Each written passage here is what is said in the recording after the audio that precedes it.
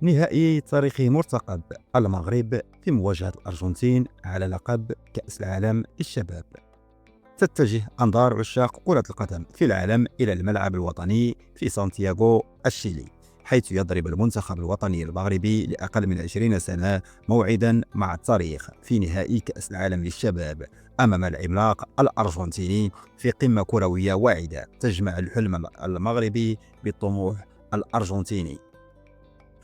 وكان منتخب الأرجنتين قد تأهل إلى النهائي بعد فوزه الصعب على كولومبيا بهدف نظيف سجله اللاعب ماتيو في الدقيقة 72 في مباراة طغى عليها الصراع التكتيكي والإثارة حتى آخر لحظة.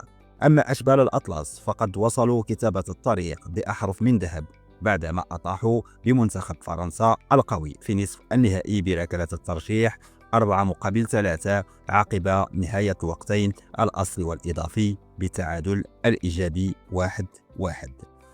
ويعد هذا التأهل الأول من نوعه في تاريخ الكرة المغربية على مستوى كأس العالم للشباب، ما يجعل المباراة النهائية فرصة لتتويج جيل ذهبي جديد قد يغير خريطة كرة القدم الإفريقية.